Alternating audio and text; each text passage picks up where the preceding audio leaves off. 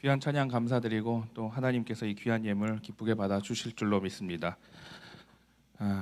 오늘 감독님께서 또 하나님의 부르심을 받고 또 6시 반에 소천하셨는데 사실 감독님은 숭익교회뿐만 아니라 인천 지역에 그리고 감리교회뿐 아니라 한국교회와 또 세계 선교를 위해서 열심으로 헌신하셨던 분인 줄로 믿습니다. 저희에게도 저희 아버지도 목회를 하셨지만 목회적으로 봤을 때는 아버지 뻘대는 어떤 목회자에게나 굉장히 많은 영향력을 끼쳤던 또 귀한 목사님이시고, 특별히 제가 이 교회 온 지 1년이 되었지만 가장 많이 들었던 것들이 금요 성령 기도회였습니다. 얼마나 숭익교회 금요 성령 기도회가 대단했냐면 오시는 강사들마다 이때 영향을 많이 받고 은혜를 많이 받아서 지금 내가 목회자로 또 찬양 사역자로 사역하다 이곳에 와서 말씀을 증거하고 있었다는 이야기도 많이 듣게 되었습니다. 그리고 수많은 교회들이 부상 수영록 교회뿐만 아니라 수많은 교회들이 이곳에 와서 금요 성령 기도회를 통해서 체험하고 또 어떻게 부흥하는 역사를 바라보면서 또 교회에 돌아가서 그 받은 은혜를 가지고 또 성령 충만한 그러한 부흥의 역사를 각 교회마다 경험하게 되었는 줄로 믿습니다. 그래서 오늘 이 많은 이들이 와서 은혜 받고 배워가고 성령 충만했던 그 성령 금요 기도회를 오늘 기억하면서 우리의 마음은 또 감독님을 생각할 땐 슬프지만은 그래도 저 또한 오늘 말씀 예배 통해서 말씀을 잘 전해야 되겠다고 생각하고 또 감독님의 믿음과 또 정신을 잘 계승하는 그러한 금요 성령 기도회가 되기를 간절히 바랍니다.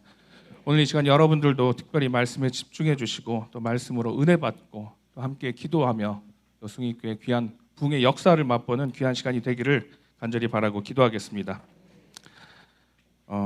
오늘 이 사도행전 말씀 16장 19절에서 34절 말씀을 보겠습니다. 저도 정신이 없는데 지금 말씀 안 읽었죠? 그죠? 네, 사도행전 16장 19절에서 34절의 말씀을 함께 보도록 하겠습니다. 19절입니다. 16장 19절에서 34절까지의 말씀 한 절씩 읽고 마지막 절 합독하도록 하겠습니다. 19절부터 읽겠습니다. 여종의 주인들은 자기 수익의 소망이 끊어진 것을 보고 바울과 실라를 붙잡아 장터로 관리들에게 끌어갔다가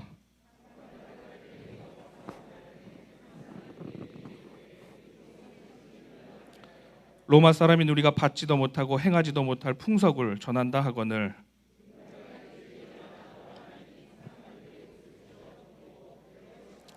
많이 친후에 옥에 가두고 간수에게 명하여 든든히 지키라 하니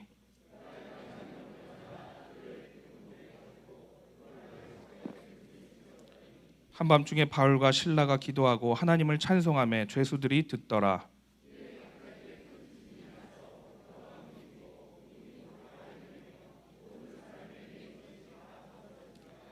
간수가 자다가 깨어 옥문들이 열린 것을 보고 죄수들이 도망한 줄 생각하고 칼을 빼어 자결하여 하거늘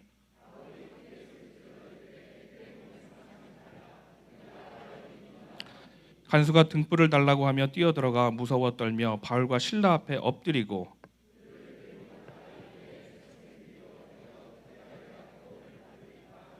함께 읽겠습니다. 31절부터 이르되 주 예수를 믿으라 그리하면 너와 내 집이 구원을 받으리라 하고 주의 말씀을 그 사람과 그 집에 있는 모든 사람에게 전하더라.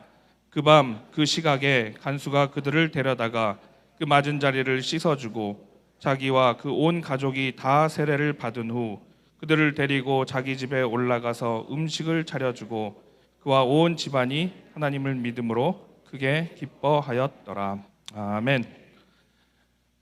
사도 바울은 아시아의 복음을 전하기를 원했습니다. 그런데 그때마다 특별히 2번이나 막으시는데 성령의 인도하심으로 마게도니아 지금의 유럽 지방에 복음을 전하게 하십니다. 그래서 소아시아로 가는 도중에 유럽으로 그 복음의 항로를 틀게 되는데 5일이면 5일 동안 가야만 되는 그 장소가 2일 만에 이제 도착을 하게 되고 그곳에서 복음을 전하게 됩니다. 그래서 사도행전 16장 12절에 보면 거기서 빌립보에 이르니 이는 마게도니아 지방의 첫 성이요 또 로마의 식민지라 이 성에서 수의를 유하다가 이렇게 전해져 있는데 사실 이 로마의 식민지 빌립보의 첫 성이라고 그러는데 이 첫 성은 첫 번째 뜻보다는 이 로마를 대표한다, 가장 큰 도시를 이야기합니다. 근데 이 빌립보가 어떤 도시였냐면 야만의 땅이에요. 아주 포악한 사람들이 이곳에 원주민으로 살고 있었던 땅이었습니다.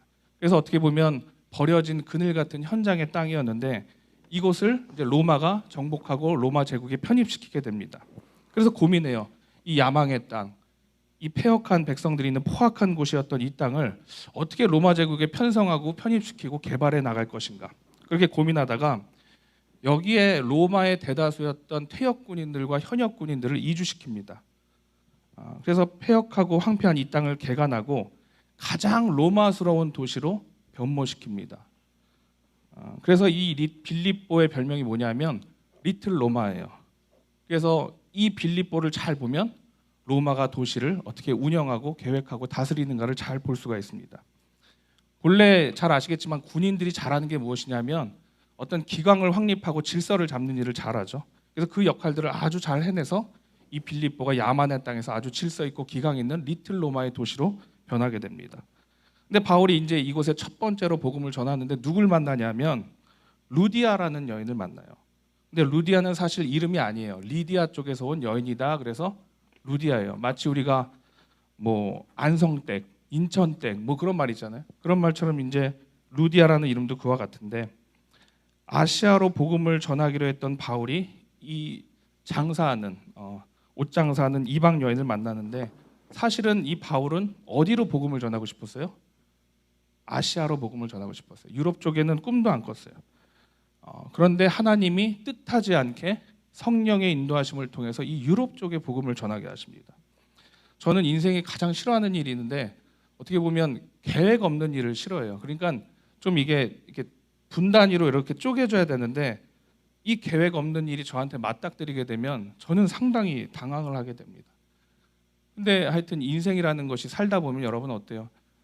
제 아내도 뭐 계획해서 만난 것도 아니듯이 사람은 살아갈수록 어떤 계획이 아닌 뜻밖의 영역들을 많이 마주하게 됩니다. 그런데 그러한 일들을 통해서 하나님이 역사하실 때가 많이 있다는 거죠. 우리의 뜻이 아니라 하나님의 뜻에 의해서.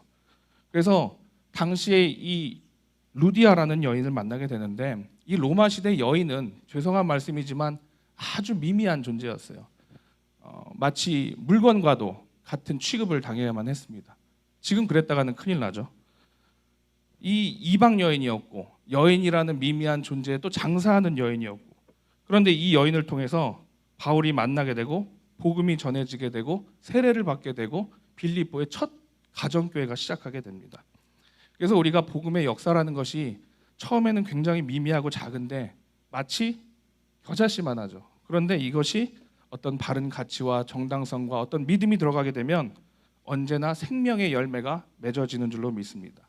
그래서 이 빌립보 지역에 복음이 전파되고 교회가 세워지기 시작해요.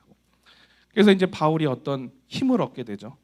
그런데 이제 바울 일행이 그 일이 끝나고 이렇게 돌아다니다가 어떤 귀신 들린 여종을 하나 만나게 돼요. 이 여종이 귀신이 들렸는데 점을 기가 막히게 잘 치는지 많은 사람들이 이 여인을 만나러 들어옵니다.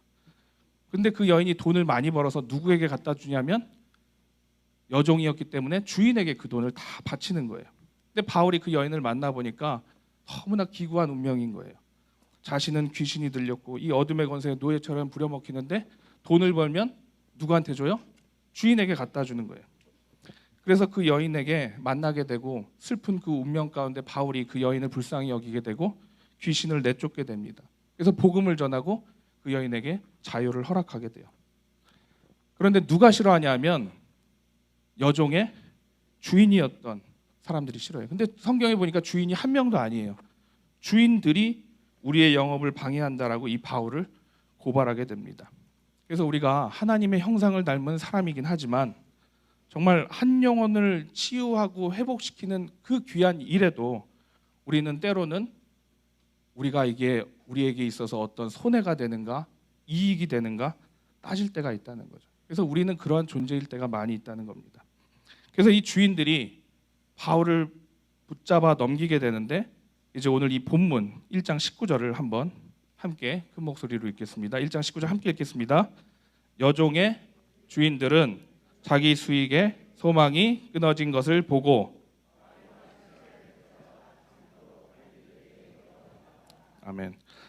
이 잡힌 장터가 어디냐면 장터예요. 근데 이곳은 아주 중요한 곳입니다. 여러분 시장에 가보시면 알겠지만 그 지역의 모든 문화를 다 살펴볼 수가 있어요. 지금은 뭐 비슷해졌지만 그때 당시에 시장 한복판의 이 장터는 온갖 사람들이 모이는 문화와 교류의 장이었습니다. 그러니까 복합 문화 공간이었죠. 당시 빌립보를 뭐라고 그랬죠? 제가 리틀 로마라고 했습니다. 그죠? 그래서 이 로마의 가치를 잘 알 수 있는 곳이 이 빌립보라는 도시인데, 이 빌립보에 어디를 가면 더 잘 알 수 있겠어요?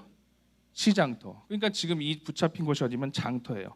이곳에 가보니까 이곳에 붙잡히게 됐는데, 여기에 가보니까 사람들이 모이는 곳이고 한눈에 이 도시의 정서와 가치와 시장을 잘 파악할 수 있는 곳이 이 장터였어요. 그런데 여기서 이 관리들에게 바울과 실라가 관리들에게 쫓겨나게 됩니다. 관리들에게 이렇게 끌려가게 되는데, 이 관리들은 당시의 일반 관리들이 아니에요. 릭토르라고 해서 이 로마 시대의 가장 흉악범들이라고 하면 뭐 여러 가지 부류가 있겠지만 그 중에 로마가 제일 싫어하는 일이 있어요. 뭐냐면 질서와 기강을 상당히 중요하게 생각합니다. 왜냐하면 잘 아시겠지만 로마 제국은 단일 민족이 아니죠. 여러 제국을 이렇게 합병하면서 여러 나라의 제국들이 이 로마 제국으로 합병되고 편입된 그런 제국입니다. 그래서 질서와 기강을 상당히 중요하게 생각하는데, 그런 질서와 기강을 잡는 사람들이 누구냐면 오늘 여기에 나온 릭토르라는 관리들이에요. 이 사람들은 이 허리춤에 몽둥이를 차고 있다가 그런 질서와 기강을 무너뜨리는 사람들을 보면 즉결적으로 심판합니다. 어느까지 심판이 있었냐면 즉결 처형권도 있었다고 해요. 바로 죽일 수 있는 대단한 무시무시한 사람들이었습니다. 사실 우리나라도 보면 혈족 사회이기 때문에 단일 민족이기 때문에 공권력이라는 게 그렇게 세질 않습니다. 그죠? 경찰 봐도 좀 봐달라 그러면 어때요? 그래도 조금 웃으면서 다음부터는 그러지 말라고 좀 봐주기도 하고 그러잖아요. 근데 이거를 똑같이 미국에 가서 했다가는 더 잡혀가고 더 매맞습니다. 미국은 어마어마합니다. 그죠? 그래서 뭐 흑인들 갑자기 무장 진압했다고 뉴스에 나오는 것도 조금만 이렇게 품에 손이라도 가면은 총 꺼내는 줄 알고, 그죠? 짓밟고, 그죠? 손을 하고 아주 무지막지하게 살벌합니다. 근데 그런 관리들이 누구였냐면 지금 이 나오는 로마 관리들이었어요. 20절을 한번 보면 상관들 앞에 데리고 가서 말하되 이 사람들이 유대인인데 우리 성을 심히 요란하게 하여 로마 사람인 우리가 받지도 못하고 행하지도 못할 풍속을 전한다 하거늘. 22절 한번 읽어볼까요? 함께 읽겠습니다. 우리가 일제히 일어나 고발하니. 23절도 함께 읽겠습니다. 많이 친후에 옥에 가두고 간수에게 명하여 든든히 지키라 하니. 이제 바울이 이렇게 그런 관리들에게 붙잡혀서 얼마나 많이 매를 맞아요? 여기 성경에 보니까 엄청나게 많이 친후에, 엄청나게 많이 맞게 됩니다. 여러분들 혹시 학교 다닐 때 많이 맞아보신 분 계신지 모르겠지만 사실 이 물리적인 구타가 무서운 것은 매를 맞아서 아픈 것도 있지만 이 정서적으로 참 아픈 것들이 있어요. 저는 그 합창단을 나왔는데 어마어마했습니다. 그 점심시간에 5분 내로 안 오면 빠따를 맞았어요. 어느 정도 맞았냐면 여기에 이렇게 빨간 멍이 들어서 바지가 붙을 정도로 고등학교 때 선배들한테 그렇게 맞고, 또 노래 연습을 하면 이 음정이 자꾸 떨어지면 그때부터 맞는 거예요. 반음이 떨어지거나 살짝 음정이 떨어지면. 근데 그게 맞는 게 무서운 것보다도 그 맞을 때 어떤 선배들의 어떤 폭언, 그리고 심지어는 이제 뭐 후배니까 막 뺨을 때리기도 하고, 그럼 그게 이제 아직까지 어떤 트라우마로 맞게 되는데, 우리나라 정부도 예전에 어떤 사상범들이 잡히면 어떻게 해요? 엄청나게 고문하고 매질을 하잖아요. 물론 그 매질을 해서 불구가 되는 경우도 있지만 어느 게 무너져요? 정신적으로 정서적으로 더 무너지게 된다는 거죠. 그래서 물리적이 아닌 정신적 정서적 아픔이 있기 때문에 사람은 사실 폭력을 쓰면 안 되는 존재입니다. 그래서 어떤 남자가 여자에게 폭력을 쓰지 말아야 되는 건 이게 이제 중독성이 있다고 그러죠. 맞거나 때리는 거나. 근데 지금 그런 매를요, 바울과 실라가 복음을 전하러 왔다가 그냥 무차별적으로 이렇게 맞게 되는 거예요. 24절에 보시면 그가 이러한 명령을 받아 그들을 깊은 옥에 가두고 그 발을 착고에 든든히 채웠더니 그래요. 사실 그 당시에 로마의 감옥은 3개였습니다. 경범, 그러니까 죄를 미미하게 저지른 사람한테는 그냥 경범죄로 가벼운 감옥에 가두고, 그 다음에 조금 더 중범죄를 저지른 사람들에게는 내옥이라고 해서 인테리오라고 해서 그 안에 이제 또 옥이 있습니다. 거기에 가두었고 정말 흉악범들, 그러니까 영원히 그냥 여기서 지내야 될 것 같은 사람들은 지하에다가 철장을 두고 습기가 차는 그곳에다가 하여튼 그 지하의 깊은 곳에 감옥을 파서 가두어뒀어요. 그러니까 지금 바울은 어디에 갇혔냐면 24절에 보면 깊은 옥에 매를 맞고 갇히게 됩니다. 그리고 그 발에 뭘 채워요? 차고를 채웠다 그러죠. 차고는 긴 막대기 뚫어갖고 넓은 널판지에다가 이제 발을 이렇게 묶고 있는 거죠. 그러니까 뭐 일어나거나 누워 있거나 자유롭지 않죠. 하루 종일 매 맞고 복음을 전하다가 앞날이 불투명한, 언제 정말 여기서 죽을지도 모를 것 같은 두려움 때문에 그냥 숨을 죽이고 있었던 것이 지금 바울의 심정이었습니다. 25절을 한번 볼까요? 25절 함께 읽겠습니다. 한밤중에 함께 읽겠습니다. 밤중에 바울과 실라가 기도하고 하나님을 찬송하며 죄수들이 듣더라. 아멘. 사실 여기까지 오면 이 말씀을 듣던 중에 우리는 어떻게 생각하냐면 역시 바울이야. 어떤 환난과 역경과 고난에도 하나님이 함께 하시고 그러한 가운데도 어떤 기도하고 하나님이 미리 석방해 주실 것을 알면서 찬송을 하고 기도를 하는구나. 이제 일반적인 우리의 생각에서는 그렇게 이 말씀을 보고 생각합니다. 근데 정말 그런가 이게 생각해 보면 사실 이 옥중에 있는 중에 두 가지를 하게 되는데 기도하고 하나님을 찬송하게 되죠. 제가 여러분들에게 하나 묻는 것은 여러분들이 기도할 때 어떤 때 기도를 많이 하세요? 그러니까 절박할 때 기도를 많이 하세요? 아니면 만사 형통할 때 기도를 많이 하세요? 절박할 때 대부분 많이 하죠. 지금 사도 바울과 실라는 어떤 상황이죠? 아주 절박한 상황이었어요. 그럼 반대로 찬양은 언제 합니까? 찬양은 내 삶이 감사가 넘치고 환희가 넘칠 때 찬양을 해요? 아니면 정말 힘들고 어렵고 절박한 상황 속에서 찬양을 많이 해요? 물론 두 가지 다 상황이 됐지만 좀 기쁠 때, 그죠? 찬양을 많이 하게 됩니다. 근데 지금 절박한 상황, 뭐 이런 상황 속에서 기도와 찬송을 함께 하고 있어요. 사무엘서를 보면 한나가 하나님 앞에 이런 지금 사도 바울과 같은 어떤 행동을 하게 되는데, 처음에는 이 한나가 아이가 없어서 기도를 하게 됩니다. 그 당시에 아이가 없다는 것은 지금 그냥 없는 게 아니라 저주받은 여인이죠. 근본이 끊어진, 저주받아 마땅해서 하나님께 무엇을 잘못했기 때문에 대가 끊긴 여인을 말합니다. 그러니까 그 당시 절박하게 이 한나가 기도를 하게 되는데, 성경에 보니까 하나님과 그 심정이 맞닿게 돼요. 심정이 통했더라 그래요. 그러면서 그때 찬양을 2장 내내 하나님을 노래하리로다, 하나님을 찬송하리로다 이렇게 찬양을 하게 됩니다.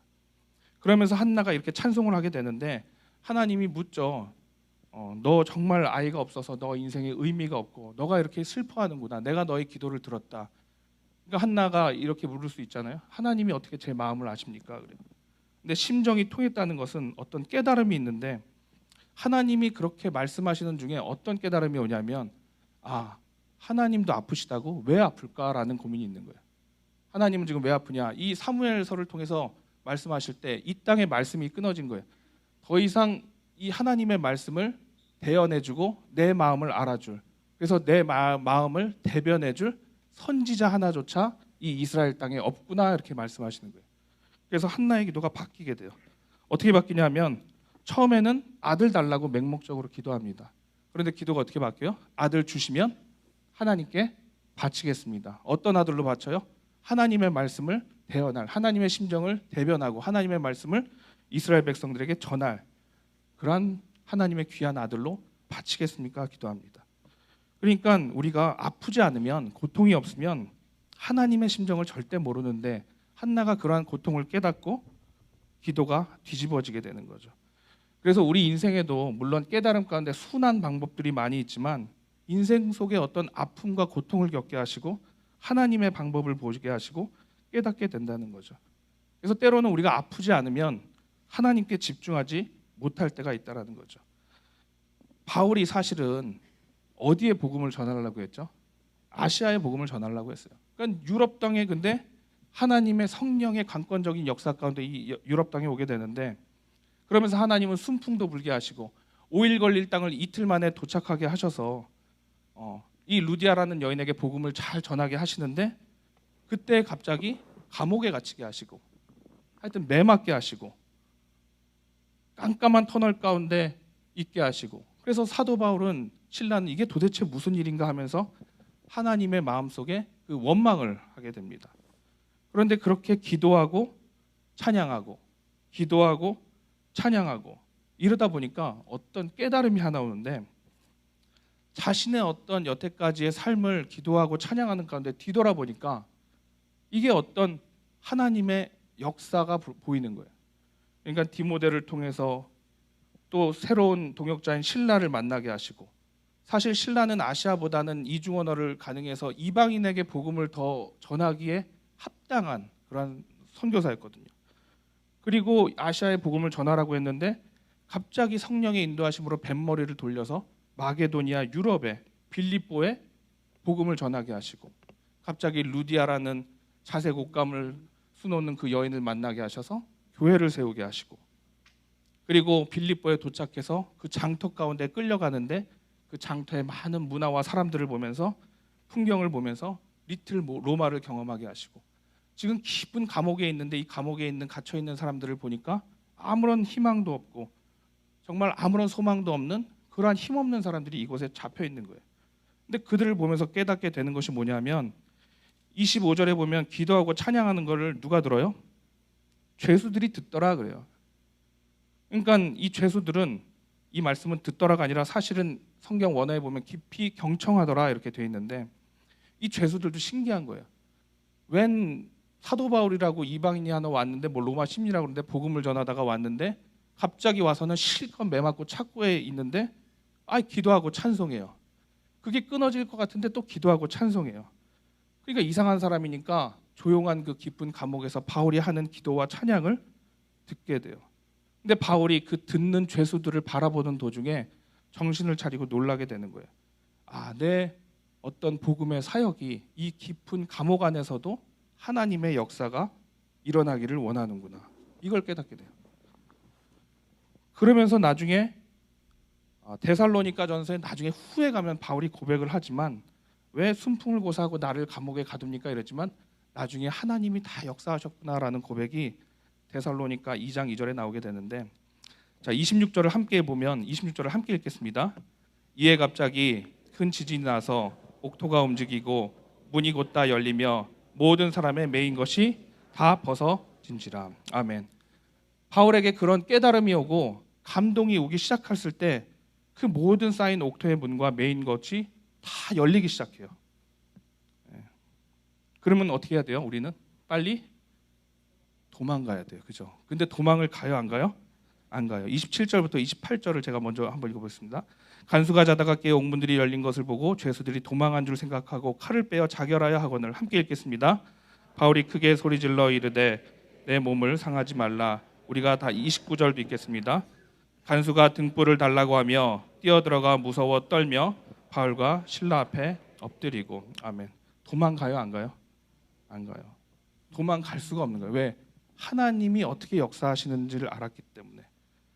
사도 바울은 그 광경에서 어떤 걸 느꼈냐면 하나님이 이렇게 복음을 전하게 하시면 그동안 로마의 압제 속에서 억눌리고 사슬에 묶이고 이렇게 힘없고 소망도 없이 살아가는 사람들에게 하나님의 귀한 복음이 전했을 때 막혔던 담장이 뚫리게 되고 매였던 쇠사슬이 풀리게 되는 그런 자유하는 역사를 보게 된 줄로 믿습니다. 30절을 읽어보면 그들을 데리고 나가 이르되 선생들이여 내가 어떻게 하여야 구원을 받으리까 하거늘 이르되 주 예수를 믿으라 그리하면 너와 내 집이 구원을 받으리라 하고.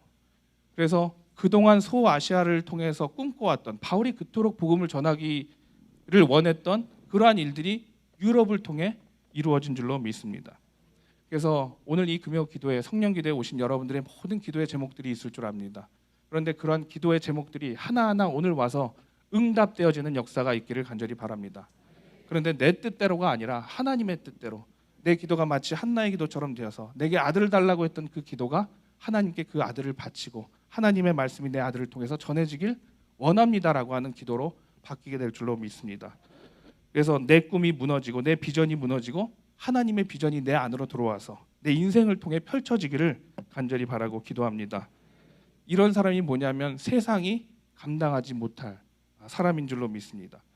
그동안에 바울은 복음을 전하면서도 이게 나한테 손해가 될까 이익이 될까 오로지 그의 관심은 자신의 어떤 의의가 나타나는 복음이었어요.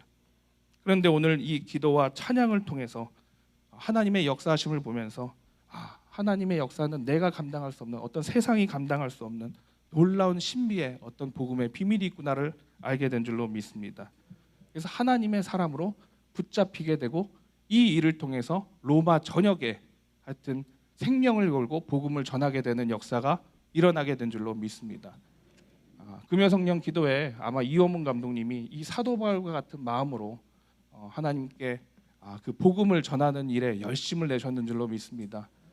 부흥회 많이 다녔었잖아요. 눈을 감고 박수 치면서 찬양하는 모습이 저도 많이 봐서 선한데 어렸을 때 이제 어떤 부흥회 가면 하얀 양복 입으시고 그랬던 모습이 선한데 그러한 찬양을 하셨을 때 어떤 마음으로 하셨을까를 생각해 보면 그러한 하나님의 귀한 역사와 복음과 또 부흥회 하나님의 어떤 겨자씨만한 씨앗이 심어져서 귀한 열매를 맺게 될 줄로 믿고 그러한 믿음의 찬양을 또 믿음의 그 당시의 동역자들과 함께 하셨는 줄로 믿습니다. 오늘도 우리 여러분들의 기도 가운데 그러한 기도가 응답되기를 바라고 이 금요 성령 기도회가 정말 승익교회한데 소문나서 야 거기 가서 기도하면 하나님께서 기도 응답해 주시거나 너의 인생 가운데 하나님의 역사가 들어와서 하나님의 놀라운 비전을 보여주시더라 하는 그러한 소문이 이 승익교회와 지역에 넘쳐나기를 간절히 바라고 기도합니다. 오늘도 하나님의 역사를 바라면서 이 한밤중에 우리가 찬양과 기도를 올려드릴 때 하나님이 그 기도 응답하여 주시고 우리의 인생 가운데 자유케 하시고 복음의 역사 가운데 우리에게 막혔던 담이 무너지고 매였던 쇠사슬이 풀리게 되는 그러한 역사가 일어날 줄로 믿습니다.